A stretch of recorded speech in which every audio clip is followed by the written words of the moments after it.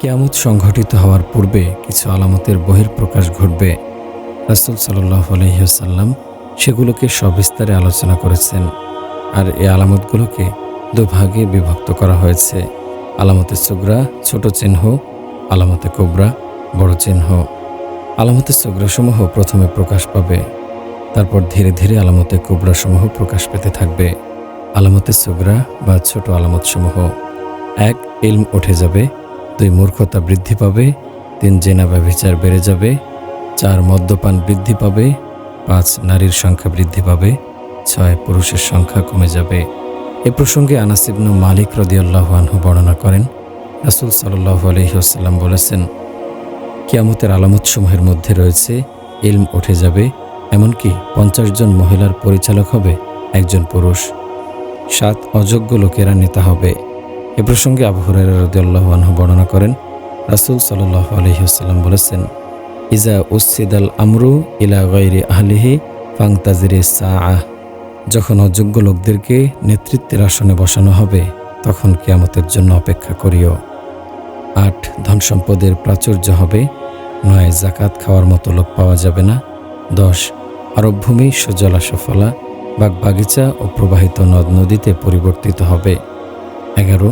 মদিনার জনবসতি দালানকোঠা ইহাব নামক স্থান পর্যন্ত পৌঁছে যাবে। এ প্রসঙ্গে আবু হুরায়রা রাদিয়াল্লাহু আনহু বর্ণনা করেন, রাসূল সাল্লাল্লাহু আলাইহি ওয়াসাল্লাম বলেছেন, ততক্ষণ পর্যন্ত কিয়ামত হবে না যতক্ষণ পর্যন্ত সম্পদের প্রাচুর্য হবে, ইহাব পর্যন্ত পৌঁছে যাবে। জাবির ইবনু আবদুল্লাহ রাদিয়াল্লাহু আনহু বর্ণনা করেন, রাসূল সাল্লাল্লাহু আলাইহি ওয়াসাল্লাম বলেছেন, শেষ জামানায় এমন এক খলিফা হবেন, ইমাম মাহদী, যিনি মাল সম্পদ বন্টন করবেন তা গণনা করবেন না। অন্য বর্ণনায় এসেছে, যিনি মুষ্টি ভরে মাল সম্পদ বিলাতে থাকবেন এবং তা গণনা করে দেখবেন না, অর্থাৎ সম্পদ এতটাই বেড়ে যাবে যে তা গণনা করে দান করার প্রয়োজন হবে না। এই সম্পদ স্বাভাবিকভাবে বৃদ্ধি পাবে অথবা গনিমতের মাধ্যমে অর্জিত হবে। ১২. ফোরাত নদী থেকে স্বর্ণের খনি বের হবে। এ প্রসঙ্গে আবু হুরায়রা রাদিয়াল্লাহু আনহু বর্ণনা করেন, রাসূল সাল্লাল্লাহু আলাইহি ওয়াসাল্লাম বলেছেন, অদূর ভবিষ্যতে ফোরাত নদী উন্মুক্ত হয়ে যাবে, শুকিয়ে যাবে এবং তার তলদেশ থেকে স্বর্ণের খনি বের হবে। তখন সেখানে যে কেউ উপস্থিত থাকবে সে যেন তা থেকে কিছুই না নেয়। আবু হুরায়রা রাদিয়াল্লাহু আনহু বর্ণনা করেন, রাসূল সাল্লাল্লাহু আলাইহি ওয়াসাল্লাম বলেছেন, ফোরাত নদী তার তলদেশে সংরক্ষিত স্বর্ণের পাহাড় উন্মুক্ত না করা পর্যন্ত কিয়ামত সংঘটিত হবে না। উক্ত স্বর্ণ নিয়ে মানুষের মধ্যে ভয়ানক খুনাখুনি হবে। সে খুনাখুনিতে শতকরা ৯৯ জন লোক খুন হবে, আর তাদের প্রত্যেকে বলবে, সম্ভবত আমি বেঁচে যাব, উক্ত সম্পদ আমি ভোগ করব। হতে পারে ইরাকের ফোরাত নদী থেকে বের হওয়া খনিজ সম্পদকে কেন্দ্র করে আধিপত্যবাদীদের হানাহানি বিশ্বযুদ্ধে রূপ নেবে। হাদিসে যে মালহামা আল উজমা মহাযুদ্ধ সম্পর্কে ভবিষ্যৎবাণী করা হয়েছে, সে মহাযুদ্ধ সংঘটিত হবে, আর এতে পৃথিবীর শত শত কোটি মানুষ মৃত্যুবরণ করবে। প্রযুক্তি ধ্বংস হয়ে যাবে। প্রযুক্তির নতুন যাত্রা শুরু হওয়ার পূর্বেই দাজ্জালের আবির্ভাব হবে। তাই তো ঈসা আলাইহিস সালাম দাজ্জালকে বর্ষা দ্বারা হত্যা করবেন। ১৩. বিপদ মুসিবত খুব বেড়ে যাবে। এ প্রসঙ্গে আবু হুরায়রা রাদিয়াল্লাহু আনহু বর্ণনা করেন, রাসূল সাল্লাল্লাহু আলাইহি ওয়াসাল্লাম বলেছেন, সেই সত্তার কসম যার হাতে আমার প্রাণ, দুনিয়া সেই সময় পর্যন্ত শেষ হবে না যে পর্যন্ত না কোনো ব্যক্তি কবরের পাশ দিয়ে অতিক্রম করার সময় উক্ত কবরের উপর গড়াগড়ি দিতে থাকবে এবং আকাঙ্ক্ষা ও অনুতাপের সাথে বলতে থাকবে, কতই না ভালো হতো এই কবরবাসীর স্থলে যদি আমি এর অধিবাসী হতাম। তার এ আকাঙ্ক্ষা দিনের প্রতি আগ্রহের কারণে হবে না, বরং বিপদ মুসিবতের তীব্রতার কারণে হবে। ১৪. আরব ভূমি থেকে আগুন বের হবে। এ প্রসঙ্গে আবু হুরায়রা রাদিয়াল্লাহু আনহু বর্ণনা করেন, রাসূল সাল্লাল্লাহু আলাইহি ওয়াসাল্লাম বলেছেন, ততক্ষণ পর্যন্ত কিয়ামত কায়েম হবে না যতক্ষণ পর্যন্ত হেজাজ ভূমি আরব হতে একটি আগুন বের না হবে, এমনকি তার আলোতে বসরায় অবস্থানরত উটের গলা পর্যন্ত আলোকিত হয়ে যাবে। এ প্রসঙ্গে আনাস ইবনে মালিক রাদিয়াল্লাহু আনহু বর্ণনা করেন, রাসূল সাল্লাল্লাহু আলাইহি ওয়াসাল্লাম বলেছেন, কিয়ামত আসার প্রথম নিদর্শন হলো পূর্ব দিক থেকে এক আগুন বের হবে, যা মানুষকে পশ্চিম দিকে নিয়ে যাবে। কোনো হাদিসে এসেছে, হাদারামাউত এলাকা থেকে একটি আগুন বের হবে, তারপর এ আগুন মানুষকে তাড়িয়ে সিরিয়ার দিকে নিয়ে যাবে। কোনো হাদিসে এসেছে, এ আগুন হেজাজ বা ইয়ামান থেকে বের হবে, মানুষকে যেহেতু একটি স্থানে একত্রিত করা হবে, তাই ওই স্থানটিকে মাহশার বা হাশরের মাঠ বলা হয়। তবে এটি আখিরাতের হাশরের মাঠ নয়। আখিরাতের হাশরের মাঠ দুনিয়ায় হবে কিভাবে? তখন তো দুনিয়াই থাকবে না। 15 সময় সংক্ষিপ্ত হয়ে আসবে। এ প্রসঙ্গে আনাস ইবনু মালিক রাদিয়াল্লাহু আনহু বর্ণনা করেন, রাসূল সাল্লাল্লাহু আলাইহি ওয়াসাল্লাম বলেছেন, সময় সংকুচিত হওয়ার পূর্ব পর্যন্ত কিয়ামত অনুষ্ঠিত হবে না।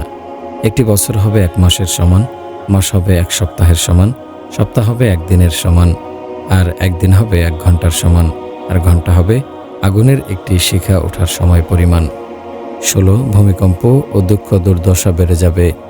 এ প্রসঙ্গে আব্দুল্লাহ ইবনু হাওয়ালা রাদিয়াল্লাহু আনহু বর্ণনা করেন, রাসূল সাল্লাল্লাহু আলাইহি ওয়াসাল্লাম বলেছেন, হে ইবনু হাওয়ালা, যখন তুমি দেখবে খেলাফত পবিত্র ভূমিতে সিরিয়া ফিলিস্তিন পৌঁছে গেছে, তখন তুমি বুঝে নেবে যে ভূমিকম্প, দুঃখ দুর্দশা, বড় বড় নিদর্শনসমূহ অতি নিকটে এসে গেছে। তখন বুঝে নিও কিয়ামত ততটাই নিকটে, আমার এই হাত তোমার মাথার যত নিকটে। 18 আমানতকে গনিমতের মাল মনে করা হবে। 19 জাকাতকে জরিমানা মনে করা হবে। 20 দিন ব্যতীত অন্য উদ্দেশ্যে ইলম অর্জন করা হবে। 21 পুরুষ তার স্ত্রীর আনুগত্য করবে।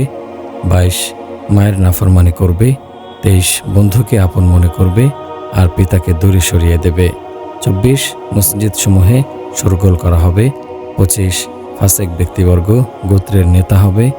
26 ক্ষতির ভয়ে মানুষকে সম্মান করা হবে। 27 গায়িকা ও বাদ্যযন্ত্রাদি ব্যাপকতা লাভ করবে। 28 উম্মতের পরবর্তীকালের লোকেরা পূর্ববর্তী লোকদের অভিসম্পাত করবে। 29 রক্তিম বর্ণের ঝড় হবে। 30 ভূমিকম্প ও ভূমিধস হবে। 31 চেহারা বিকৃত হবে। 32 পাথরের বৃষ্টি হবে। এ প্রসঙ্গে আবু হুরায়রা রাদিয়াল্লাহু আনহু বর্ণনা করেন, রাসূল সাল্লাল্লাহু আলাইহি ওয়াসাল্লাম বলেছেন, যখন গনিমতের মালকে ব্যক্তিগত সম্পদের মতো ব্যবহার করা হবে, আমানতকে গনিমত নিদর্শনগুলোর জন্য অপেক্ষা করো। এগুলো সুতাছেঁড়া দানার মতো একটির পর একটি আসতে থাকবে। 33 দাসী তার মনিবকে প্রসব করবে, অর্থাৎ গর্ভজাত সন্তান তার মায়ের সাথে মনিবের মতো আচরণ করবে, অথবা দাসত্ব প্রথা ফিরে আসবে এবং দাসীর পেটে জন্ম নেওয়া সন্তান ওই দাসীর মনিব হয়ে যাবে। 34 খালি গা খালি পা বিশিষ্ট গরিব ছাগলের রাখালেরা প্রতিযোগিতামূলকভাবে বড় বড় প্রাসাদ তৈরি করবে। এ প্রসঙ্গে ওমর ইবনুল খাত্তাব রাদিয়াল্লাহু আনহু বর্ণনা করেন, একদা জিবরিল আমিন আলাইহিস সালাম মানুষের সুরত ধরে রাসূল সাল্লাল্লাহু আলাইহি সাল্লামের কাছে এসে প্রশ্ন করলেন, কিয়ামত কবে হবে? রাসূল সাল্লাল্লাহু আলাইহি সাল্লাম বললেন, মাল মাসউলু আনহা বিআলামা মিনাস সাইলি, জিজ্ঞাসিত ব্যক্তি এ বিষয়ে জিজ্ঞাসাকারীর চেয়ে বেশি অবগত নয়। তখন জিবরাইল আলাইহিস সালাম বললেন, তাহলে কিয়ামতের কিছু আলামত সম্পর্কে আমাকে অবগত করুন। তখন রাসূল সাল্লাল্লাহু আলাইহি সাল্লাম বললেন, দাসী তার মনিবকে প্রসব করবে এবং তুমি দেখবে খালি পা প্রাসাদ তৈরি করবে। 35 ফিতনা প্রকাশিত হবে। 36 কৃপণতার সয়লাভ হবে। 37 হত্যা বৃদ্ধি পাবে। এ প্রসঙ্গে আবু হুরায়রা রাদিয়াল্লাহু আনহু বর্ণনা করেন, রাসূল সাল্লাল্লাহু আলাইহি ওয়াসাল্লাম বলেছেন, ফিতনা বেড়ে যাবে, কৃপণতা বৃদ্ধি পাবে, হারজ বেড়ে যাবে। তারা বলল, হারজ কি? তিনি বললেন, হত্যা। আবু হুরায়রা রাদিয়াল্লাহু আনহু বর্ণিত অন্য হাদিসে এসেছে, রাসূল সাল্লাল্লাহু আলাইহি ওয়াসাল্লাম বলেছেন, সে সত্তার কসম যার হাতে আমার প্রাণ, ততক্ষণ পর্যন্ত দুনিয়া নিঃশেষ হবে না যতক্ষণ না এমন একটি দিন আগমন করবে যে সময় হত্যাকারী জানবে না কেন হত্যা করছে, নিহত ব্যক্তিও জানবে না কেন তাকে হত্যা করা হয়েছে। 38 দুনিয়ার সম্পদের বিনিময়ে মানুষ দিন বিক্রি করবে। আনাস ইবনু মালিক রাদিয়াল্লাহু আনহু বর্ণনা করেন, রাসূল সাল্লাল্লাহু আলাইহি ওয়াসাল্লাম বলেছেন, কিয়ামতের নিকটবর্তী সময়ে অন্ধকার রাতের খণ্ডের মতো অনেক ফিতনার আবির্ভাব হবে।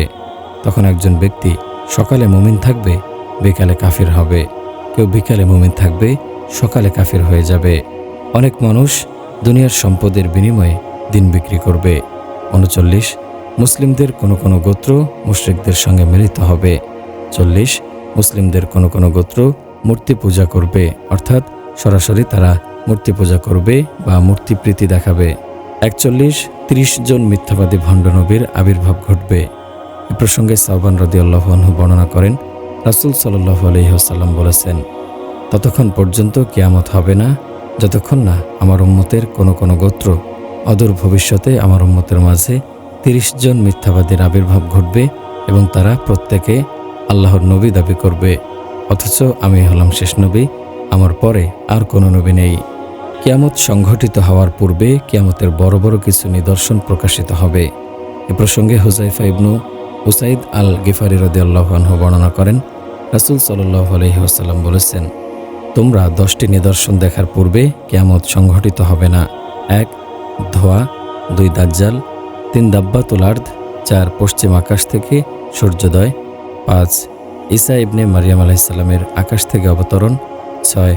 ইয়াজুজ ও মাজুজের আত্মপ্রকাশ, 7, 8, 9 3টি ভূমিধস, পূর্বাঞ্চলে, পশ্চিমাঞ্চলে এবং আরব উপদ্বীপে, 10 সর্বশেষ ইয়ামান থেকে এমন একটি আগুন বের হবে যা মানুষকে তাড়িয়ে মাহশার তথা সিরিয়ার দিকে নিয়ে যাবে। অন্য বর্ণনায় 10ম নিদর্শন প্রসঙ্গে এসেছে, এমন একটি বায়ু প্রবাহিত হবে যা মানুষদেরকে, কাফেরদেরকে সাগরে নিক্ষেপ করবে। কিয়ামতের পূর্বে হঠাৎ করে এক প্রকার ধোঁয়া আকাশ ও জমিনকে আচ্ছন্ন করে ফেলবে। এ ধোঁয়া প্রসঙ্গে পবিত্র কোরআনে এসেছে, ফারতাকিব ইয়াউমা তা'তিস সামাউ বিদুখানিম মুবিন ইয়াগশান নাস হাযা আযাবুন আলিম। অতএব আপনি সেদিনের অপেক্ষা করুন যখন আকাশ ধোঁয়ায় ছেয়ে যাবে, যা মানুষকে ঘিরে ফেলবে। এটা যন্ত্রণাদায়ক শাস্তি। এ আয়াতের তাফসির প্রসঙ্গে তাফসিরে কুরতুবী প্রণেতা বলেন, এটি কিয়ামতের আলামত। এটি এখনও আসেনি। এ ধোঁয়া জমিনে 40 দিন পর্যন্ত থাকবে, যা আকাশ ও জমিনের মধ্যস্থিত সবকিছুকে আচ্ছন্ন করে ফেলবে। দাব্বাতুল আরদ এর আত্মপ্রকাশ। দাব্বাতুল আরদ বলতে জমিনে বিচরণশীল বিশেষ এক প্রকারের প্রাণীকে বোঝানো হয়েছে, যেগুলোকে কিয়ামতের পূর্বে আল্লাহ তাআলা জমিনের নিচ থেকে বের করবেন। এগুলো মানুষের সাথে কথা বলবে। পবিত্র কোরআনে এসেছে, ওয়াইজা ওয়াকাল কওলু আলাইহিম আখরাজনা লাহুম দাব্বাতাম মিনাল আরদি তুকাল্লিমুহুম আন্নান নাসা কানু বিআয়াতিনা লা ইউকিনুন। যখন প্রতিশ্রুতি দিবস কিয়ামত সমাগত হবে, তখন আমি তাদের সামনে ভূগর্ভ থেকে একটি প্রাণী নির্গত করব, সে মানুষের সাথে কথা বলবে, এ কারণে যে মানুষ আমার নিদর্শনসমূহ বিশ্বাস করত না। এ প্রসঙ্গে আবু হুরায়রা রাদিয়াল্লাহু আনহু বর্ণনা করেন, রাসূল সাল্লাল্লাহু আলাইহি ওয়াসাল্লাম বলেছেন, 3টি বিষয় প্রকাশিত হওয়ার পর কোনো ব্যক্তির ঈমান গ্রহণ করা কোনো উপকারে আসবে না, যদি না পূর্ব থেকে ঈমান গ্রহণ করা হয় অথবা ঈমানের আলোকে নেক আমল করা না হয়। সূর্য পশ্চিম দিক থেকে উদিত হওয়া, দাজ্জাল বের হওয়া এবং ভূগর্ভস্থ প্রাণীর আত্মপ্রকাশ ঘটা। এই প্রাণীটির আকৃতি কেমন হবে এ প্রসঙ্গে তাফসিরে কুরতুবী প্রণেতা বলেন, সালাবের উল্লেখ করেন, অদ্ভুত এই প্রাণীটির মাথা হবে ষাঁড়ের মতো, চোখ হবে শূকরের মতো, কান হবে হাতির মতো, শিং হবে হরিণের মতো, গর্দান হবে উটের মতো, বুক হবে সিংহের মতো, রং হবে চিতার মতো, কোমর হবে বিড়ালের মতো, লেজ হবে দুম্বার মতো এবং পা হবে উটের মতো। আব্দুল্লাহ ইবনু ওমর রাদিয়াল্লাহু আনহু বলেন, ইন্নাহা আলা খলাকতিল দামিয়্যিন, নিশ্চয় এটা মানুষের আকৃতিতে হবে। কোনো আলিম বলেন, এটা কোনো প্রকারের প্রাণী হবে তা নিয়ে কোনো ব্যাখ্যার প্রয়োজন নেই, বরং আমরা বিশ্বাস করি যে শেষ জামানায় ভূগর্ভ থেকে একটি অদ্ভুত ধরনের জন্তু বের হবে এবং সে মানুষের সাথে কথা বলবে। দাব্বাতুল আরদ প্রসঙ্গে আবু উমামা বাহিলী রাদিয়াল্লাহু আনহু বর্ণনা করেন, রাসূল সাল্লাল্লাহু আলাইহি ওয়াসাল্লাম বলেছেন, দাব্বাতুল আরদ বের হবে, তারপর সে মানুষের নাকে চিহ্ন দিবে। অতঃপর মানুষেরা পৃথিবীতে জীবনযাপন করবে। এমনকি উট ক্রয়কারীকে প্রশ্ন করা হলে সে বলবে, আমি এটি নাকে দাগওয়ালা এক ব্যক্তি থেকে ক্রয় করেছি। এ প্রসঙ্গে আবু হুরায়রা রাদিয়াল্লাহু আনহু বর্ণনা করেন, রাসূল সাল্লাল্লাহু আলাইহি ওয়াসাল্লাম বলেছেন, দাব্বাতুল আরদের কাছে থাকবে মূসা আলাইহিস সালামের লাঠি এবং সুলাইমান আলাইহিস সালামের আংটি। কাফেরের নাকে সুলাইমান আলাইহিস সালামের আংটি দিয়ে দাগ লাগাবে এবং মূসা আলাইহিস সালামের লাঠি দিয়ে মুমিনের চেহারা উজ্জ্বল করে দেবে। লোকেরা খানার টেবিলে বসেও একে অপরকে বলবে, হে মুমিন, হে কাফির। দাব্বাতুল আরদ কোথা থেকে বের হবে এ নিয়ে আলেমগণের ভিন্ন ভিন্ন বক্তব্য পাওয়া যায়। ইবনু ওমর রাদিয়াল্লাহু আনহু বলেন, এটি মক্কার সাফা পাহাড় থেকে বের হবে। যদি আমি চাইতাম তাহলে যে স্থান থেকে বের হবে তাতে পা রেখে দেখাতে পারতাম। কাতাদা রহমতুল্লাহি আলাইহি বলেন, এটি তিহামা অঞ্চল থেকে বের হবে। কোনো আলিম বলেন, এই প্রাণীটি তায়েফ অঞ্চল থেকে বের হবে। তাফসিরে কুরতুবী প্রণেতা একটি হাদিস উদ্ধৃত করেছেন, দাব্বাতুল আরদ জমিন বিদীর্ণ হয়ে বের হবে। তখন ঈসা আলাইহিস সালাম সাই করার অংশের পাশে কাবা শরীফ তাওয়াফে রত থাকবেন, তার সাথে মুসলমানগণও থাকবে। তখন সে প্রাণীটি সাফা পাহাড়ের দিক থেকে বের হবে। দাব্বাতুল আরদ বের হওয়ার সময়টি হবে মধ্যাহ্নের পূর্ববর্তী সময়। এ প্রসঙ্গে আবদুল্লাহ ইবনু আমর রাদিয়াল্লাহু আনহু বর্ণনা করেন, রাসূল সাল্লাল্লাহু আলাইহি ওয়াসাল্লাম বলেছেন, কিয়ামতের বড় আলামতসমূহের মধ্যে প্রথম প্রকাশ পাবে দুটি, একটি পশ্চিম আকাশ হতে সূর্য উদিত হওয়া এবং অপরটি চাষতের সময় মানুষের সম্মুখে দাব্বাতুল আরদ বের হওয়া। এ দুটির মধ্যে যেটাই প্রথম প্রকাশ পাবে অপরটি তার পরপরই অতি নিকটবর্তী সময়ে আবির্ভূত হবে। পশ্চিম দিক থেকে সূর্যোদয়। কিয়ামতের পূর্বে পশ্চিম দিক থেকে সূর্য উদিত হবে, আর তখন তওবাহ কবুল হওয়া বন্ধ হয়ে যাবে। কোনো ব্যক্তি যদি তখন ঈমান আনতে চায়, ঈমান গ্রহণের কোনো সুযোগও আর তখন থাকবে না। পবিত্র কোরআনে এসেছে, ইয়াউমা ইয়াতি বাদু আয়াতি রব্বিকা লা ইয়ানফাউ নাফসান ঈমানুহা লাম তাকুন আমানাত মিন ক্বাবলু আও কাসাবাত ফি ঈমানিহা খায়রা। যেদিন আপনার পালনকর্তার কোনো নিদর্শন আসবে, সেদিন কোনো ব্যক্তি ঈমান তার জন্য ফলপ্রসূ হবে না, যে পূর্ব থেকে ঈমান গ্রহণ করেনি কিংবা স্বীয় বিশ্বাস অনুযায়ী কোনরূপ সৎকর্ম করেনি। এ প্রসঙ্গে আবু হুরায়রা রাদিয়াল্লাহু আনহু বর্ণনা করেন, রাসূল সাল্লাল্লাহু আলাইহি ওয়াসাল্লাম বলেছেন, ততক্ষণ পর্যন্ত কিয়ামত হবে না যতক্ষণ না পশ্চিম দিক থেকে সূর্য উদিত হয়। আর যখন পশ্চিম দিক থেকে সূর্য উদিত হবে, লোকেরা তা প্রত্যক্ষ করে সকলে ঈমান গ্রহণ করে ফেলবে। আর এটাই সেই সময় যখন কারো ঈমান কোনো উপকারে আসবে না, যদি না পূর্ব থেকে ঈমান এনে থাকে এবং ঈমান অবস্থায় নেক কর্ম সম্পাদন করে থাকে। হাদিসে এসেছে, আবু যর গিফারী রাদিয়াল্লাহু আনহু বর্ণনা করেন, রাসূল সাল্লাল্লাহু আলাইহি ওয়াসাল্লাম বলেছেন, সূর্য অস্তগামী হয়ে আরশের নিচে সাজদায় নেমে পড়ে এবং পরবর্তী দিন উদিত হওয়ার জন্য আল্লাহর কাছে অনুমতি প্রার্থনা করে। তখন তাকে উদিত হওয়ার অনুমতি দেওয়া হয়, আর অদূর ভবিষ্যতে তাকে পূর্ব আকাশে উদিত হওয়ার অনুমতি দেওয়া হবে না, বরং বলা হবে, তুমি যেদিক থেকে এসেছো সেদিকে ফিরে যাও, অতঃপর সে পশ্চিম আকাশ থেকে উদিত হবে। কোনো আলিম বলেছেন, সূর্য অস্ত যাওয়ার পর নির্দেশ দেওয়া হবে, পশ্চাতে ফিরে যাও, আর এটাই হলো সূর্য পশ্চিম দিক থেকে উদিত হওয়া। দাজ্জালের আত্মপ্রকাশ। দাজ্জাল মানব জাতিরই সদস্য, তবে তার মধ্যে অন্যান্য মানুষের তুলনায় স্বতন্ত্র কিছু বৈশিষ্ট্য থাকবে। কিয়ামতের নিকটবর্তী সময়ে তার আবির্ভাব ঘটবে। মানব জাতির জন্য দাজ্জালের চেয়ে জঘন্য আর কোনো ফিতনা নেই। তার আগমনের পর ঈমান নিয়ে টিকে থাকা বড়ই কঠিন হয়ে যাবে। সে নিজেকে প্রভু বলে দাবি করবে, তাই সকল নবী আপন উম্মতকে দাজ্জালের ব্যাপারে সতর্ক করেছেন। লক্ষ লক্ষ মানুষ তার বশ্যতা স্বীকার করে ঈমান হারিয়ে ফেলবে, তবে জাহেল, মূর্খ ও হতভাগ্য ব্যতীত কেউ দাজ্জালের ধোঁকায় পড়বে না।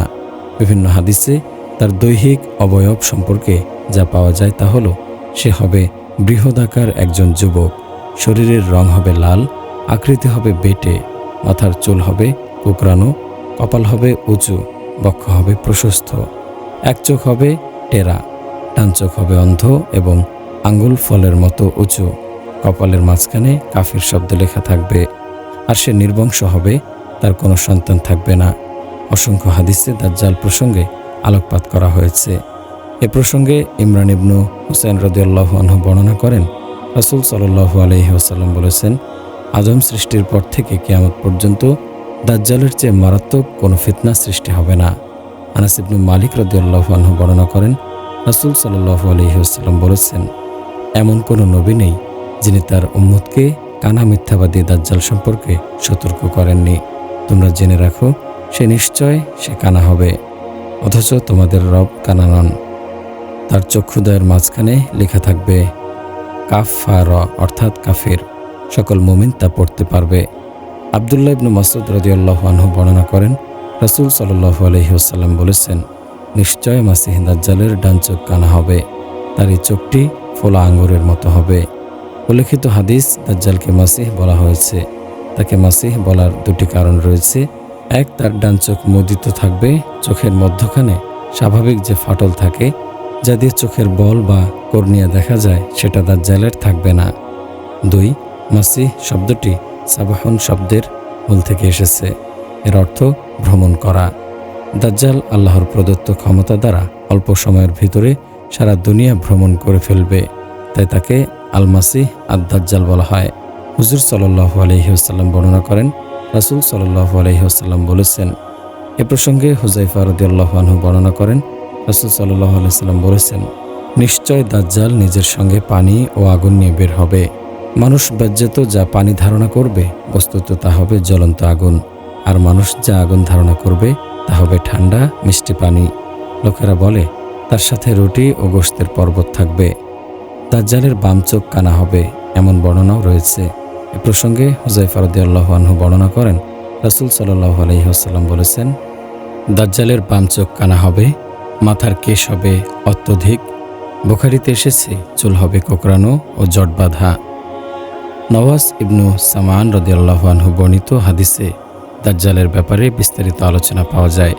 রাসূল সাল্লাল্লাহু আলাইহি ওয়াসাল্লাম বলেন, সে হবে একজন যুবক, মাথার চুল হবে কোঁকড়ানো, ফোলা চক্ষু বিশিষ্ট। সুতরাং যে তাকে দেখতে পাবে, আগমনের খবর পাবে, সে যেন সূরা কাহফের প্রথম দিকের আয়াতগুলো পাঠ করে। এই আয়াতগুলো দাজ্জালের ফিতনা থেকে নিরাপদ রাখবে।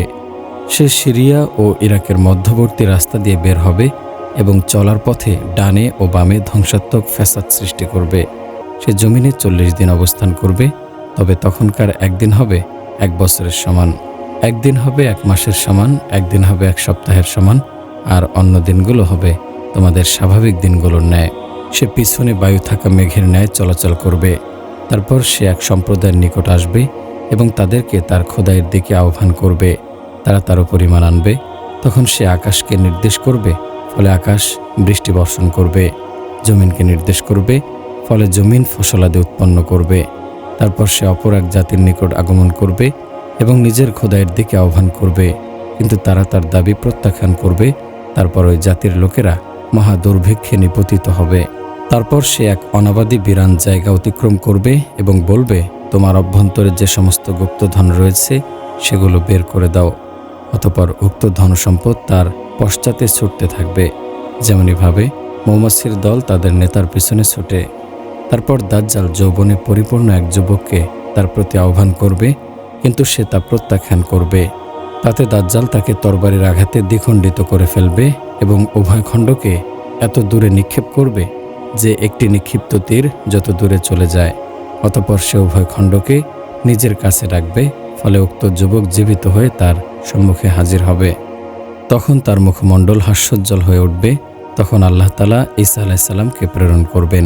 তিনি দামেস্কের পূর্ব প্রান্তের শ্বেত মিনারা হতে 2টি হলুদ বর্ণের কাপড় পরিহিত অবস্থায় 2 জন ফেরেশতার পাখায় হাত রেখে অবতরণ করবেন। যে কোনো কাফের তার নিঃশ্বাসের বায়ু পাবে, সে মৃত্যুবরণ করবে, অথচ তার শ্বাস বায়ু তার দৃষ্টির প্রান্তসীমা পর্যন্ত পৌঁছে যাবে। এই অবস্থায় তিনি দাজ্জালকে খোঁজ করতে থাকবেন। অবশেষে তিনি বাইতুল মুকাদ্দাসের লুদ্দ নামক দরজার কাছে তাকে পাবেন এবং হত্যা করবেন। তারপর একদল মানুষ ঈসা আলাইহিস সালামের নিকট আসবে, যাদেরকে আল্লাহ তাআলা দাজ্জালের ফিতনা থেকে নিরাপদে রেখেছিলেন। তখন তিনি তাদের মুখমণ্ডলে হাত ফিরাবেন এবং জান্নাতে তাদের জন্য যে সম্মানজনক অবস্থান রয়েছে তা তাদেরকে শোনাবেন। তারপর ইয়াজুজ ও মাজুজের আবির্ভাব ঘটবে। তারা প্রত্যেকে উঁচু জায়গা হতে নিচে নামে খুব দ্রুত বিচরণ করতে থাকবে। তাদের প্রথম দল তাবারিয়া সিরিয়ায় নদী অতিক্রম করবে এবং তারা এ নদীর সবটুকু পানি পান করে ফেলবে। ফলে তাদের সর্বশেষ দল সে স্থান অতিক্রম করার সময় বলবে, হয়তো কোনো এক সময় এখানে পানি ছিল। অতঃপর তারা সম্মুখে অগ্রসর হয়ে বাইতুল মুকাদ্দাসের সংলগ্ন খামার নামক পাহাড় পর্যন্ত পৌঁছবে। এখানে পৌঁছে তারা বলবে, জমিনে যারা বসবাস করত, আমরা ইতিমধ্যে নিশ্চিত তাদের সকলকে হত্যা করে ফেলেছি। আসো এবার আমরা আকাশবাসীদেরকে হত্যা করি। এ বলে তারা আকাশের দিকে তীর নিক্ষেপ করবে, আর আল্লাহ তাআলা তাদের তীরগুলোকে রক্তমাখা অবস্থায় তাদের দিকে ফিরিয়ে দেবেন। ওই অবস্থায় ঈসা আলাইহিস সালাম আল্লাহর বান্দাদেরকে নিয়ে তুর পর্বতে নিরাপদ আশ্রয়ে থাকবেন। তবে সেখান থেকে তারা চরম খাদ্য সংকটে পড়ে যাবেন। এমনকি তাদের কারো জন্য একটি গরুর মাথা এ যুগের 100 দিনার অপেক্ষা অধিক মূল্যবান হবে। এমত অবস্থায় ঈসা আলাইহিস সালাম ও তার সঙ্গীগণ আল্লাহর কাছে দোয়া করবেন, আল্লাহ যেন ইয়াজুজ মাজুজকে ধ্বংস করে দেন। অতঃপর আল্লাহ তাআলা তাদের গর্দানের ওপর বিষাক্ত কীটের আযাব নাজিল করবেন, ফলে তারা মুহূর্তের মধ্যে সমূলে ধ্বংস হয়ে যাবে। অতঃপর ঈসা আলাইহিস সালাম ও তার সঙ্গীগণ তুর পর্বত থেকে নিচে নেমে আসবেন, কিন্তু ইয়াজুজ ও মাজুজের মরদেহের চর্বি ও দুর্গন্ধ হতে মুক্ত এক বিগত জমিনও খালি পাবেন না।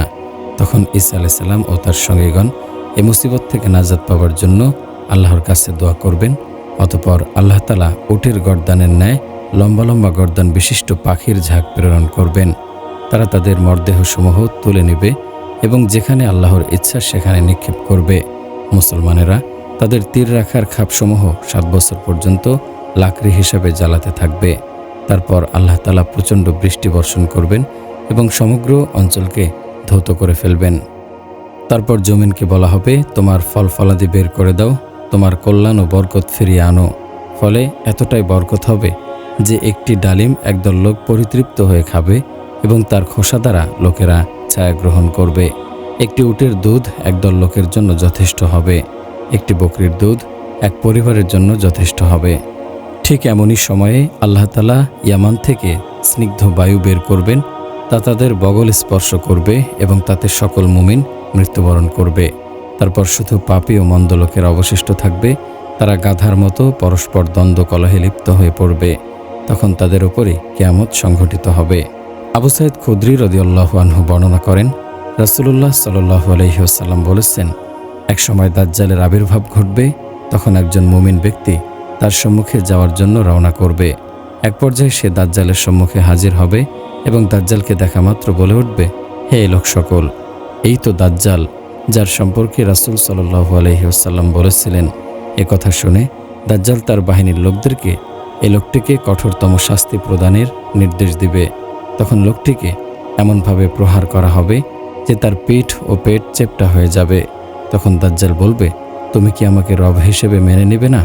জবাবে লোকটি বলবে, তুমিই তো মিথ্যাবাদী। মাসিহ এবার দাজ্জাল লোকটিকে করাত দিয়ে চিরে ফেলার নির্দেশ দিবে। তখন সে মুমিন ব্যক্তিকে করাত দিয়ে চিরে ফেলা হবে, এমনকি তার পদদ্বয় পর্যন্ত দ্বিখণ্ডিত করা হবে। তারপর খণ্ডগুলোকে লক্ষ্য করে দাজ্জাল বলবে, তুমি দাঁড়িয়ে যাও। লোকটি জীবিত হয়ে সোজাভাবে দাঁড়িয়ে যাবে। তারপর দাজ্জাল তাকে বলবে, তুমি কি এখনও আমার ওপর ঈমান আনবে না? তখন সেই মুমিন বলবে, এখন তো তোমার ব্যাপারে আমার চিন্তার দৃঢ়তা আরও বৃদ্ধি পেয়েছে। তারপর সে মুমিন ব্যক্তি লোকদেরকে লক্ষ্য করে বলবে, হে লোক সকল, তোমরা জেনে রাখো, এ দাজ্জাল আমার পরে আর কারোর সাথে এমনটি করতে সক্ষম হবে না। এবার দাজ্জাল তার হাত পা বেঁধে ফেলবে এবং তাকে আগুনের মধ্যে নিক্ষেপ করবে। উপস্থিত লোকেরা ধারণা করবে দাজ্জাল তাকে আগুনে নিক্ষেপ করেছে, অথচ প্রকৃতপক্ষে তাকে জান্নাতের মধ্যে নিক্ষেপ করা হয়েছে। আর এই লোকটিই হলো আল্লাহর নিকট সবচেয়ে বড় শহীদ। উম্মু শারিক রাদিয়াল্লাহু আনহা বর্ণনা করেন, রাসূল সাল্লাল্লাহু আলাইহি ওয়াসাল্লাম বলেছেন, লোকেরা দাজ্জালের ফিতনা হতে পলায়ন করবে, এমনকি পাহাড়ে গিয়ে আশ্রয় নেবে। আনাস ইবনে মালিক রাদিয়াল্লাহু আনহু বর্ণনা করেন, রাসূল সাল্লাল্লাহু আলাইহি ওয়াসাল্লাম বলেছেন, ইস্পাহানে 70,000 ইহুদি দাজ্জালের অনুসরণ করবে, তাদের মাথা চাদরে ঢাকা থাকবে। আবু হুরায়রা রাদিয়াল্লাহু আনহু বর্ণনা করেন, রাসূল সাল্লাল্লাহু আলাইহি ওয়াসাল্লাম বলেছেন, মাসিহ দাজ্জাল পূর্ব দিক থেকে আগমন করে মদিনা মুনাওয়ারায় প্রবেশ করতে চাইবে, এমনকি সে উহুদ পাহাড়ের পাদদেশ পর্যন্ত পৌঁছে যাবে। অতঃপর ফেরেশতাগণ তাকে সিরিয়ার দিকে ফিরিয়ে দেবে এবং সেখানেই সে ধ্বংস হবে। আবু বাকরা রাদিয়াল্লাহু আনহু বর্ণনা করেন, রাসূল সাল্লাল্লাহু আলাইহি ওয়াসাল্লাম বলেছেন, দাজ্জালের কোনো প্রকার ভয়ভীতি মদিনার অভ্যন্তরে প্রবেশ করবে না। তখন মদিনার 7টি প্রবেশদ্বারে 2 জন করে ফেরেশতা থাকবে। আনাস ইবনে মালিক রাদিয়াল্লাহু আনহু বর্ণনা করেন, রাসূল সাল্লাল্লাহু আলাইহি ওয়াসাল্লাম বলেছেন, মক্কা মদিনা ব্যতীত পৃথিবীর সব শহরেই দাজ্জাল পরিভ্রমণ করবে। এই 2 শহরে প্রতিটি রাস্তায় ফেরেশতাগণ সারিবদ্ধভাবে দাঁড়িয়ে পাহারাদারি করবে। পরিশেষে দাজ্জাল মদিনার নিকটবর্তী একটি স্থানে জুরুফ অবতরণ করবে। তখন মদিনাতে 3 বার ভূমিকম্প হবে, যার ফলশ্রুতিতে প্রত্যেক কাফির ও মুনাফিক মদিনা হতে বের হয়ে তার কাছে চলে আসবে। উবাদা ইবনু সামিত রাদিয়াল্লাহু আনহু দাজ্জালের আকৃতি বর্ণনা প্রসঙ্গে রিওয়ায়াত করেন, রাসূল সাল্লাল্লাহু আলাইহি ওয়াসাল্লাম বলেছেন, আমি তোমাদের নিকট দাজ্জালের প্রসঙ্গে বারবার আলোচনা করি, তারপরও এই আশঙ্কা করছি যে তোমরা তার প্রকৃত অবস্থা নাও বুঝতে পারো। জেনে রাখো, মাসিহ দাজ্জাল হবে খাটো, পায়ের নালা হবে লম্বা, চুল হবে কোকড়ানো, এক চোখ হবে কানা, অপরটি হবে সমান, যা ভেতরেও ঢুকে থাকেনি, একেবারে বাহিরেও উঠে থাকেনি। আবু বকর সিদ্দিক রাদিয়াল্লাহু আনহু বর্ণনা করেন, রাসূল সাল্লাল্লাহু আলাইহি ওয়াসাল্লাম বলেছেন, দাজ্জাল পূর্বাঞ্চলের খোরাসান এলাকা হতে বের হবে। এমন এক সম্প্রদায় তার আনুগত্য গ্রহণ করবে যাদের চেহারা হবে ঢালের ন্যায় চ্যাপ্টা।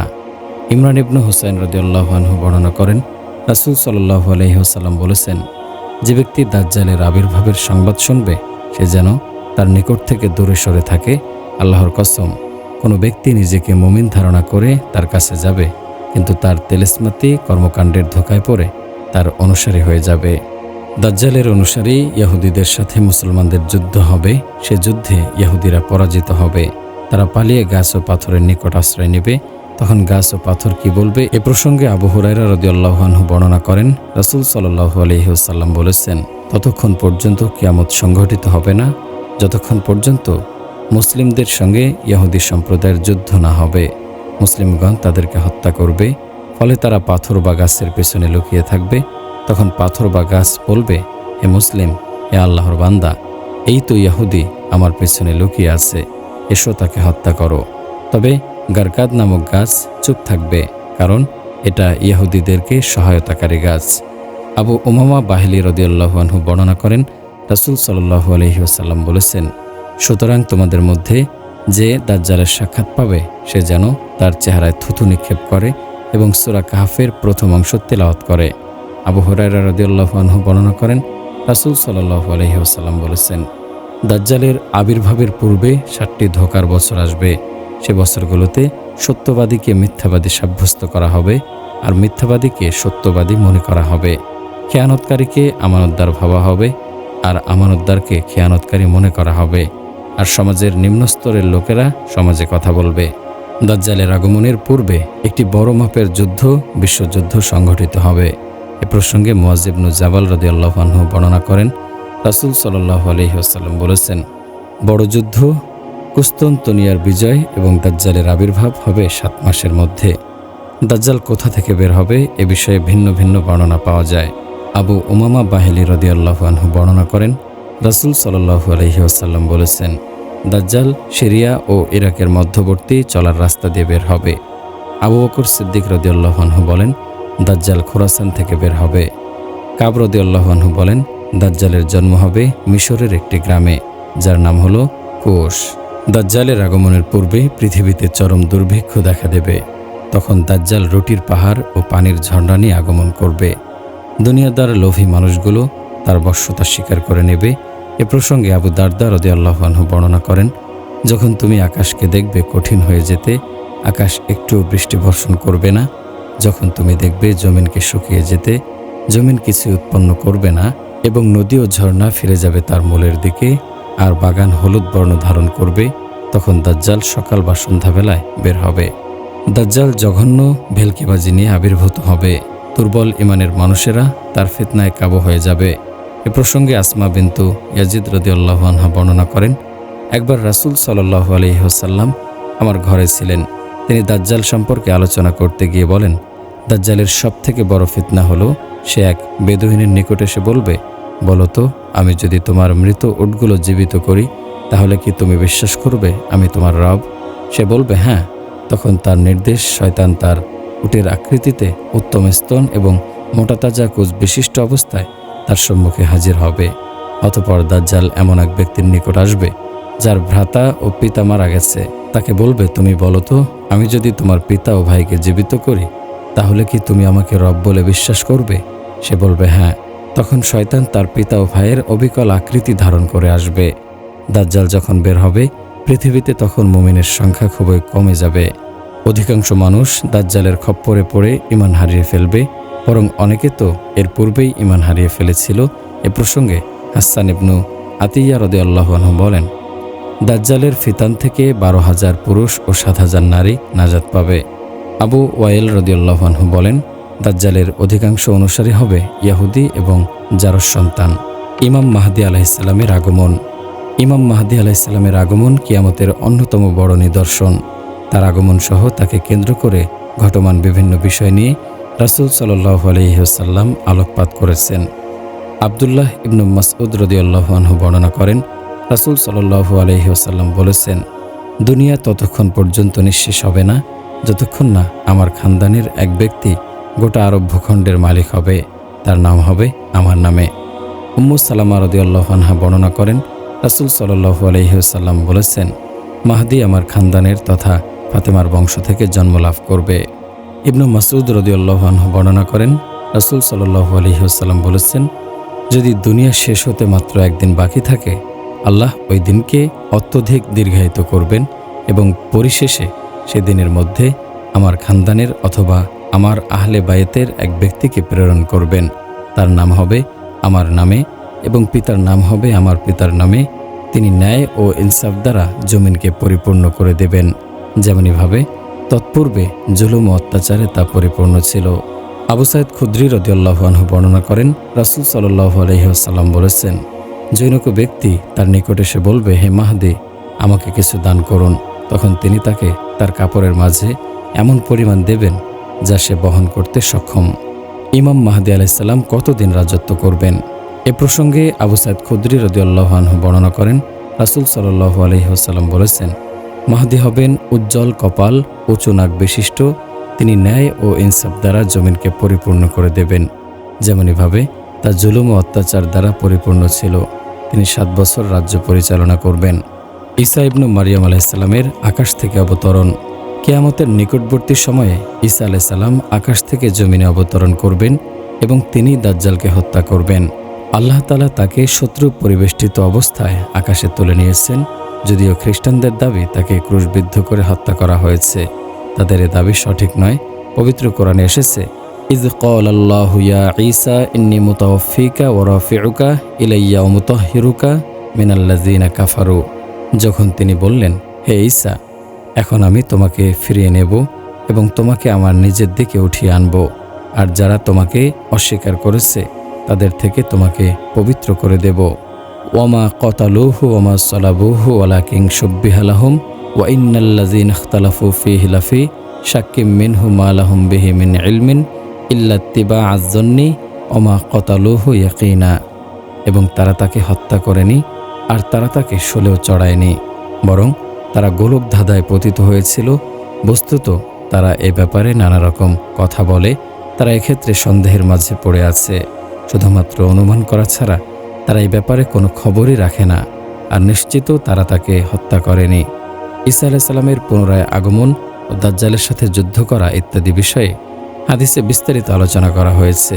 এ প্রসঙ্গে ইবনু ওমর রাদিয়াল্লাহু আনহু বর্ণনা করেন, রাসূল সাল্লাল্লাহু আলাইহি ওয়াসাল্লাম বলেছেন, আজ রাতে আমি স্বপ্নে দেখেছি আমি কাবার নিকট উপস্থিত। সেখানে গৌরব বর্ণের এক ব্যক্তিকে দেখতে পেলাম, যিনি তোমার দেখা গৌরব বর্ণের লোকদের মাঝে সর্বাপেক্ষা সুন্দর লোকদের অন্যতম। তার লম্বা চুল, যা তোমার দেখা সর্বাপেক্ষা বাবরি চুলের মধ্যে অন্যতম, যেগুলোকে সে আশ্রিয়ে পরিপাটি করে রেখেছিল।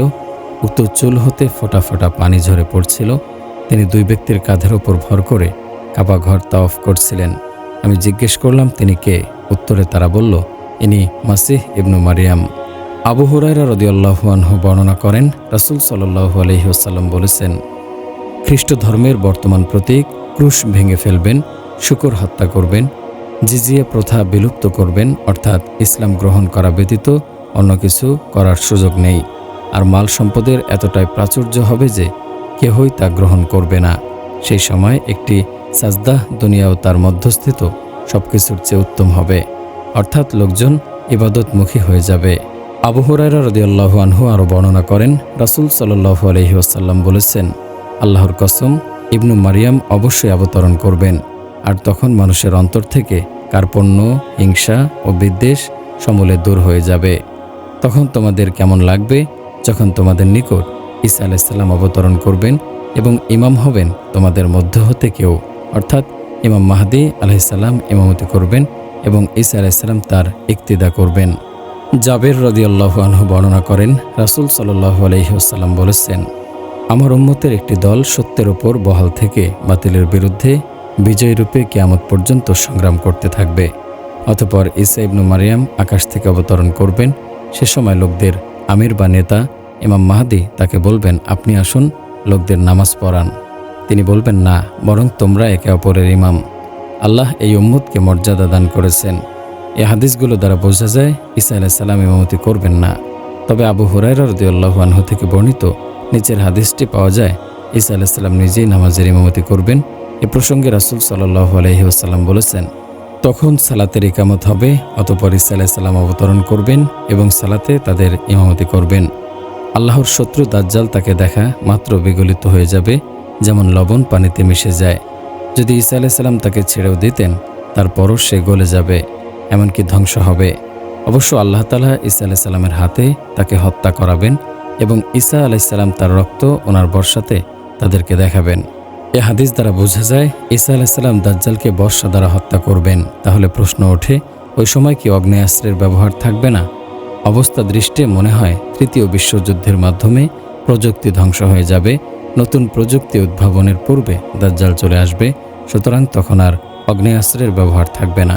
আব্দুল্লাহ ইবনু আমর রাদিয়াল্লাহু আনহু বর্ণনা করেন, রাসূল সাল্লাল্লাহু আলাইহি ওয়াসাল্লাম বলেছেন, আমার উম্মতের মধ্যেই দাজ্জালের আবির্ভাব ঘটবে এবং সে 40 দিন পর্যন্ত পৃথিবীতে অবস্থান করবে। এ সময় আল্লাহ ঈসা ইবনু মারিয়াম আলাইহিস সালামকে প্রেরণ করবেন। তার আকৃতি হবে উরওয়াহ ইবনু মাসউদের মতো। ঈসা আলাইহিস সালাম দাজ্জালকে তালাশ করে তাকে ধ্বংস করে দেবেন।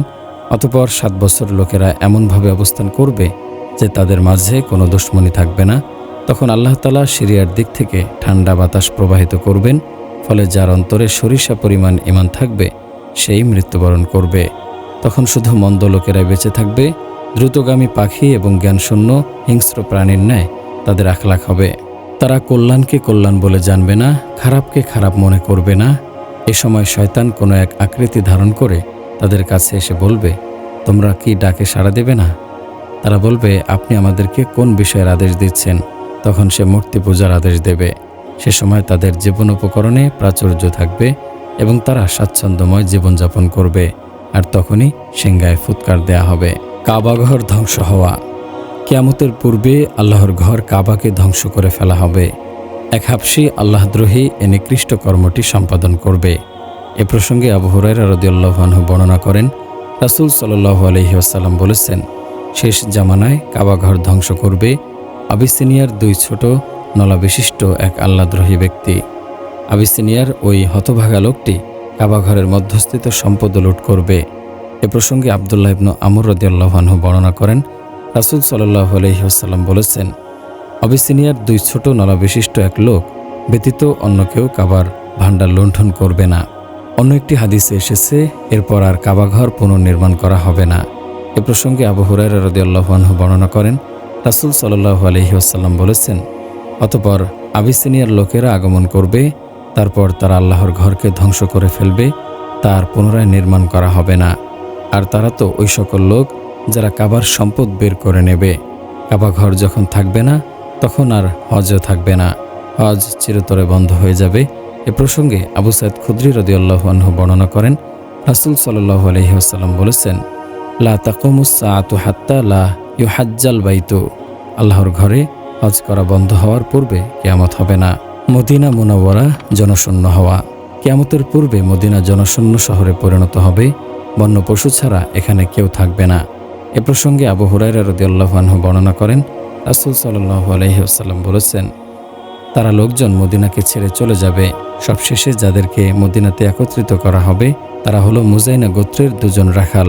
তারা তাদের বকরিগুলো হাঁকডাক দিয়ে নিয়ে যেতে মদিনাতে আসবে। এসে দেখবে মদিনা বন্য পশুতে ছেয়ে আছে।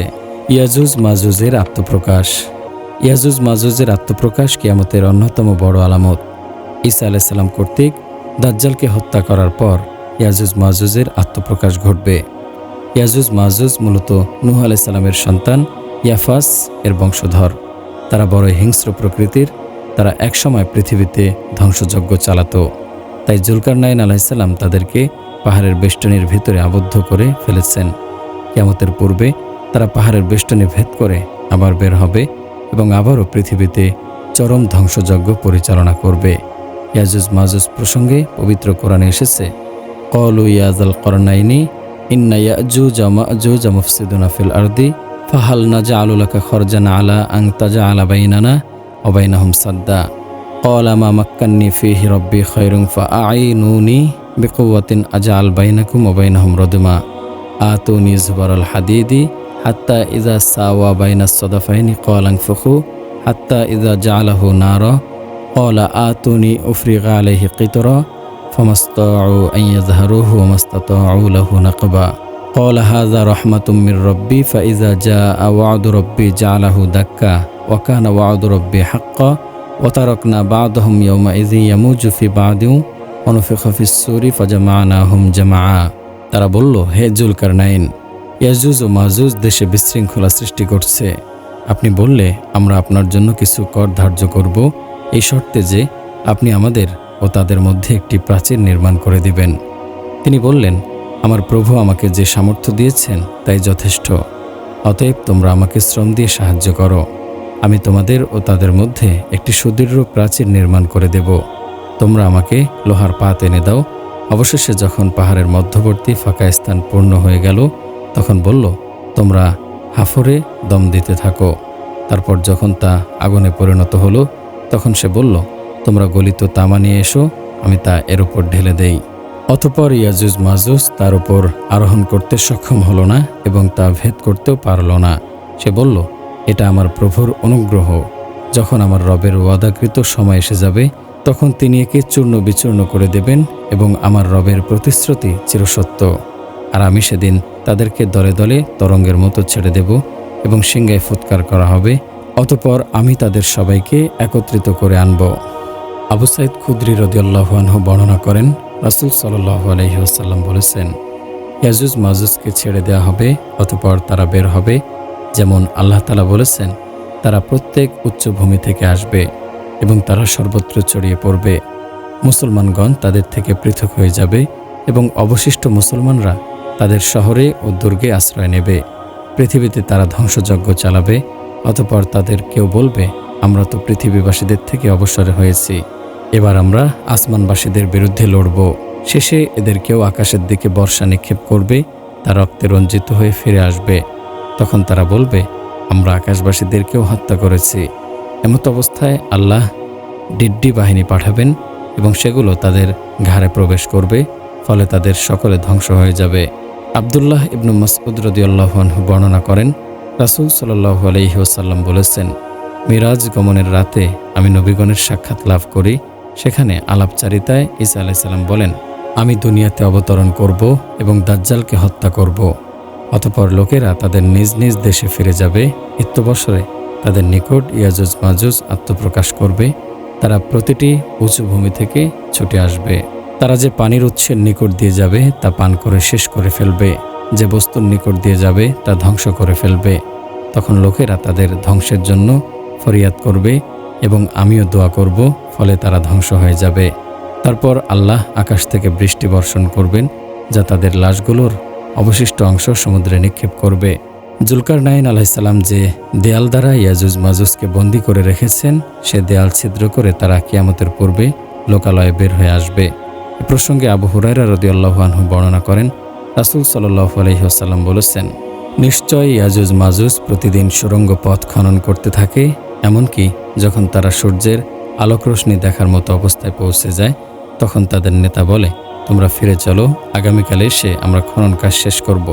অতঃপর আল্লাহ রাতের মধ্যেই প্রাচীরটিকে আগের চেয়েও মজবুত অবস্থায় ফিরিয়ে দেন। যখন তাদের আবির্ভাবের সময় হয়ে যাবে এবং আল্লাহ তাআলা তাদেরকে মানবকুলের মধ্যে পাঠাতে চাইবেন, তখন তাদের নেতা খনন কাজ করার সময় বলবে, আজকে ফিরে চলো, আগামীকাল অবশিষ্ট কাজ সম্পন্ন করব ইনশাআল্লাহ। তারপর ফিরে এসে দেখবে প্রাচীর ক্ষীণ অবস্থায় পড়ে আছে। তখন তারা খনন কাজ সমাপ্ত করে লোকালয়ে বের হয়ে পড়বে। ভয়ঙ্কর মুহূর্ত। নীরবতা চারদিকে আশ্রে পড়েছে। ভয়ঙ্কর নিস্তব্ধতা ও আশ্চর্যজনক মৌনতা গ্রাস করে ফেলেছে সবকিছুকেই। যেদিকেই চোখ যায়, কবর ও লাশের স্তূপ ছাড়া কিছুই দৃষ্টিগোচর হয় না। থেমে গেছে কালের আবর্তন, অচল হয়ে গেছে সময়ের চাকা। প্রচণ্ড ভীতি সঞ্চারকারী বিকট বিস্ফোরণ বিদীর্ণ করে দিচ্ছে নিস্তব্ধতাকে, যার ক্ষীণ আওয়াজ মুক্ত আকাশে কর্ণগোচর হবে, যে বিকট শব্দ মৃতদের জীবিত করে তুলবে, পৃথিবীর মাটি বিদীর্ণ করে দেবে, কবরকে ওলটপালট করে ছাড়বে। মানুষরা সেখান থেকে ধুলো মিশ্রিত হয়ে সম্পূর্ণ উলঙ্গ অবস্থায় পঙ্গপালের ন্যায় বের হতে থাকবে। প্রত্যেকেই দ্রুত বেগে শাশ্বত আহ্বানে সাড়া দিতে দৌড়াতে থাকবে। সে দিনটি হবে কিয়ামতের দিন। মানব দানব, দোদুরাচার, শয়তান, জীবজন্তু সহ সব সৃষ্টিকুল এক স্থানে টাহা দাঁড়িয়ে থাকবে। সকলের চক্ষু যুগল আসমান পানে অপলক শুধু চেয়ে দেখতে থাকবে কিভাবে উক্ত বিশাল আসমান ভয়ঙ্কর বিকট শব্দে নিমেষে বিদীর্ণ হয়ে যাচ্ছে। তখন আতঙ্কের ওপর আতঙ্ক। ফেরেশতারা আসমান থেকে অবতরণ করে দাঁড়িয়ে থাকবে সারিবদ্ধভাবে, একগ্রতা ও বিনয়ের সাথে। তাদের চক্ষু যুগল নুয়ে পড়বে। এমন ভয়াবহ মুহূর্তে সূর্য মানুষের মাথার অতি সন্নিকটে চলে আসবে, এমনকি সূর্য ও তাদের মাঝে ব্যবধান 1 মাইলের চেয়েও কম হবে। সেদিন সূর্যের খড়তাপ ভয় ও শঙ্কার দরুন আরও বহুগুণে বৃদ্ধি পাবে।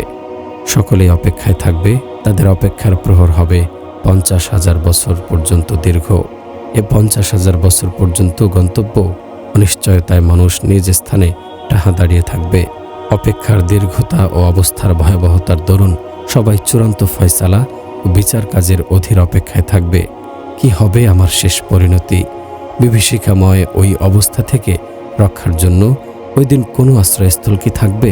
হ্যাঁ, ওই ভয়াবহ অবস্থায়ও কিন্তু 7 শ্রেণীর লোককে মহান দয়ালু রব স্বীয় আরশের নিচে ছায়া দেবেন।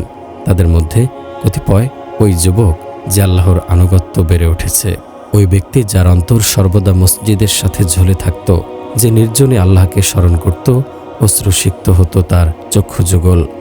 এখন আপনি তাদের অন্তর্ভুক্ত। আর বাকি লোকদের বা কী অবস্থা হবে? সেদিন মানুষ ভীত অবস্থায় অপরাধীর মতো হাঁটু গিড়ে নিথর হয়ে বসে থাকবে। তখনই হঠাৎ রাসূল সাল্লাল্লাহু আলাইহি ওয়াসাল্লাম তাদের সম্মুখে উদ্ভাসিত হবেন। সবাই দ্রুত বেগে রাসূল সাল্লাল্লাহু আলাইহি সাল্লামের দিকে দৌড়ে যাবেন।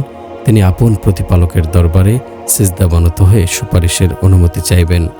তখন রাসূল সাল্লাল্লাহু আলাইহি ওয়াসাল্লামকে এই বলে অনুমতি দেওয়া হবে, হে মুহাম্মদ, তুমি চাও তোমাকে প্রদান করা হবে। তুমি সুপারিশ করো, তোমার সুপারিশ গ্রহণ করা হবে। অন্যদিকে সব মানুষ অপেক্ষায় থাকবে। তখন সহসা সুস্পষ্ট এক আলো বের হবে, যা মূলত দয়ালু রবের আরশের আলো হবে। রবের উন্মুক্ত নূরের আলোকচ্ছটায় পুরো অঞ্চল আলোকোজ্জ্বল হয়ে যাবে। অতঃপর বিচার কার্য আরম্ভ হবে। তখন অদৃশ্য থেকে একটি আওয়াজ হবে, ধ্বনিত হবে, হে অমুকের বেটা অমুক, এ তোমার নাম। তোমার অবস্থান নিয়ে তুমি দুনিয়াতে সন্তুষ্ট ছিলে, কিন্তু আজ তুমি শঙ্কিত।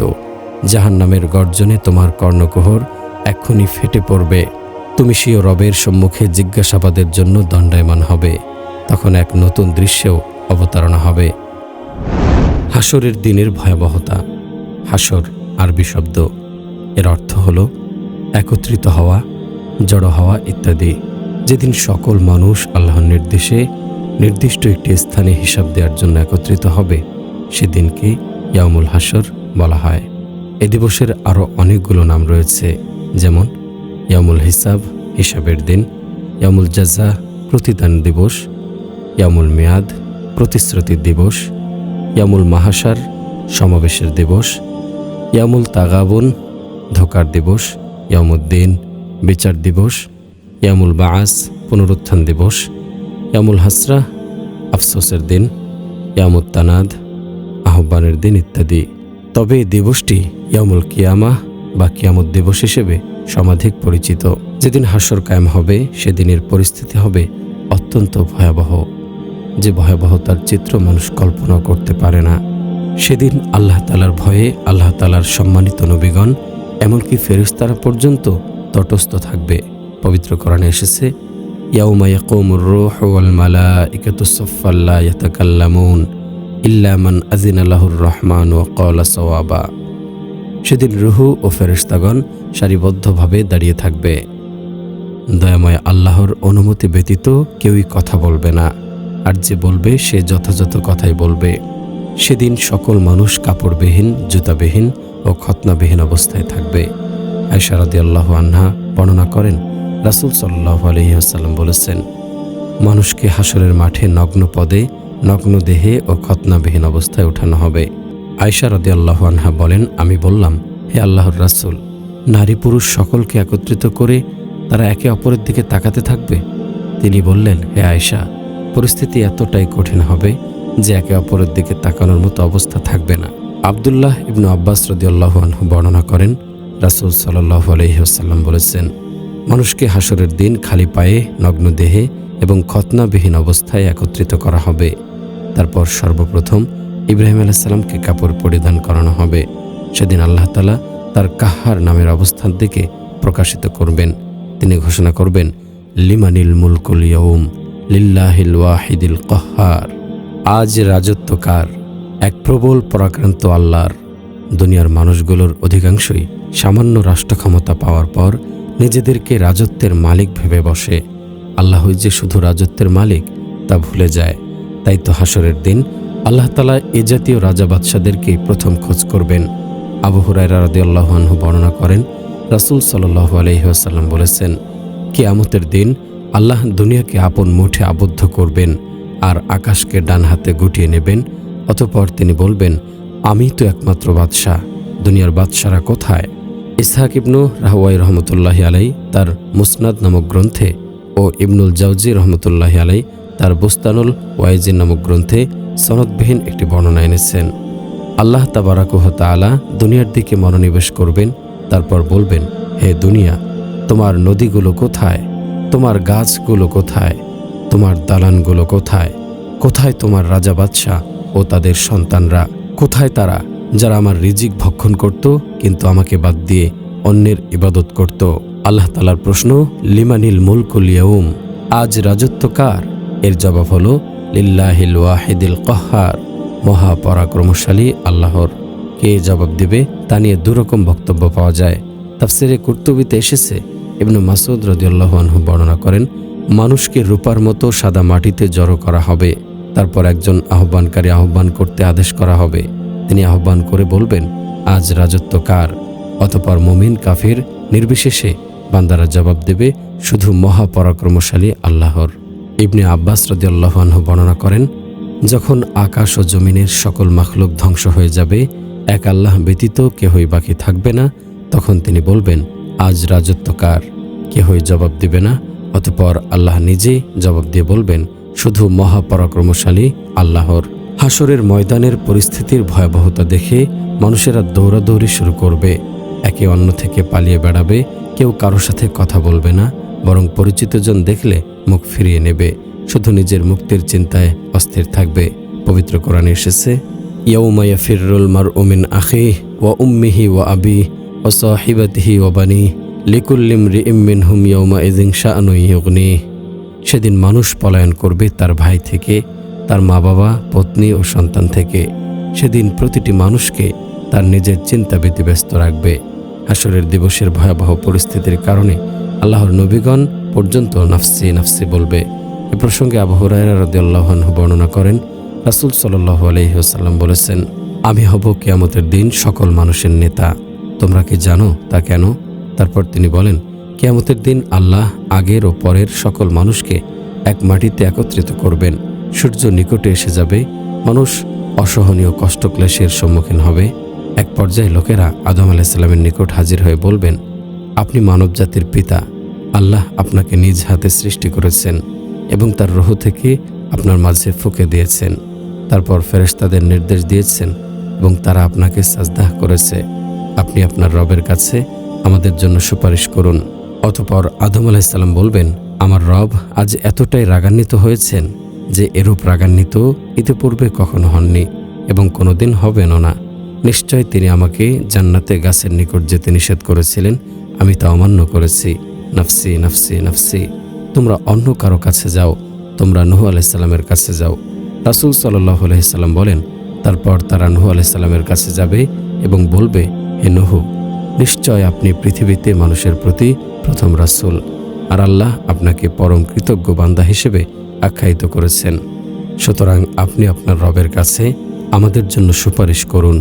তখন নূহ আলাইহিস সালাম বলবেন, আমার রব আজকে এতটাই রাগান্বিত যে এর পূর্বে ও পরে এমন রাগ আর কখনো করেননি, করবেনও না। আমার একটি কবুল হওয়ার মতো দোয়া ছিল যা আমি আমার কওমের বিরুদ্ধে করে ফেলেছি।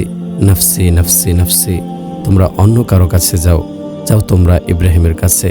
রাসূল সাল্লাল্লাহু আলাইহি সাল্লাম বলেন, তখন তারা ইব্রাহিম আলাইহিস সালামের কাছে এসে বলবে, হে ইব্রাহিম, দুনিয়াবাসীর মধ্যে আপনি আল্লাহর বন্ধু ও নবী, আপনার রবের নিকট আমাদের জন্য সুপারিশ করুন। দেখেন না আমরা কি কষ্টের মধ্যে আছি। তিনি তাদেরকে বলবেন, আমি 3টি মিথ্যা কথা বলে ফেলেছি। নাফসি নাফসি নাফসি, তোমরা অন্য কারো কাছে যাও, তোমরা মূসা আলাইহিস সালামের কাছে যাও। তারা সকলে মূসা আলাইহিস সালামের কাছে যাবে এবং বলবে, হে মূসা, আপনি আল্লাহর রাসূল, আল্লাহ আপনাকে তার রিসালাত ও কথোপকথনের দ্বারা সম্মানিত করেছেন। আপনি আপনার রবের কাছে আমাদের জন্য সুপারিশ করুন। তারপর তিনি বলবেন, নিশ্চয় আমি এক ব্যক্তিকে হত্যা করেছিলাম, যাকে হত্যা করতে আমাকে বলা হয়নি। নাফসি নাফসি নাফসি, তোমরা অন্য কারো কাছে যাও, তোমরা ঈসা আলাইহিস সালামের কাছে যাও। নবী সাল্লাল্লাহু আলাইহি সাল্লাম বলেন, তারপর তারা ঈসা আলাইহিস সালামের কাছে যাবে এবং বলবে, হে ঈসা, আপনি আল্লাহর রাসূল এবং তার কালিমা যা তিনি মারিয়াম আলাইহিস সালামের উপর ঢেলে দিয়েছেন, আপনি তার পক্ষ থেকে রূহ, আপনি দোলনায় থেকে মানুষের সাথে কথা বলেছেন। আজ আপনি আমাদের জন্য আপনার রবের কাছে সুপারিশ করুন। তখন ঈসা আলাইহিস সালাম বলবেন, আজ আমার রব এত রাগান্বিত যে এর আগে বা পরে এরূপ রাগ কখনো করেননি ও করবেন না। তিনি নিজের কোনো গুনাহের কথা বলবেন না। তিরমিজির একটি বর্ণনা এসেছে, ঈসা আলাইহিস সালাম বলবেন, আল্লাহকে বাদ দিয়ে আমার উপাসনা করা হয়েছে। নাফসি নাফসি নাফসি, তোমরা অন্য কারো কাছে যাও, তোমরা মুহাম্মদ সাল্লাল্লাহু আলাইহি ওয়াসাল্লামের কাছে যাও।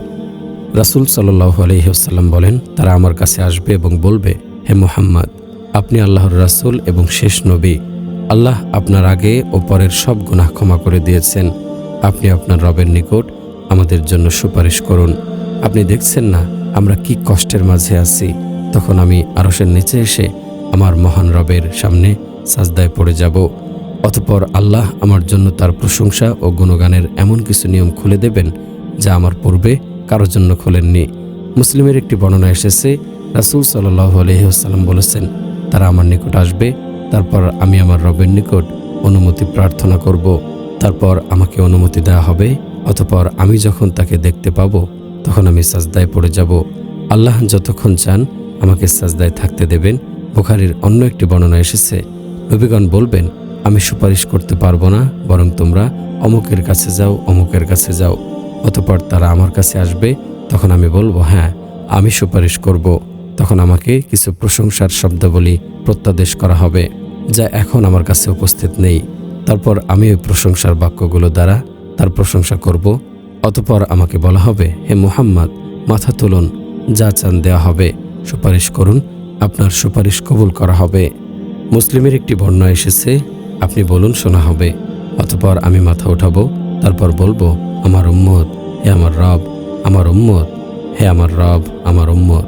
হাশরের দিনের অবস্থা প্রসঙ্গে অন্য একটি হাদিসে বর্ণিত হয়েছে, ইবনে মাসউদ রাদিয়াল্লাহু আনহু বর্ণনা করেন, একদা এক ইয়াহুদি পাদ্রী নবী সাল্লাল্লাহু আলাইহি ওয়াসাল্লামের কাছে এসে বলল, হে মুহাম্মদ, কিয়ামতের দিন আল্লাহ তাআলা আকাশমণ্ডলীকে এক আঙ্গুলে, জমিনসমূহকে এক আঙ্গুলে, পাহাড় ও গাছপালাকে এক আঙ্গুলে, পানি ও মাটি এক আঙ্গুলে এবং সকল সৃষ্টি জগৎকে এক আঙ্গুলে তুলে ধরবেন।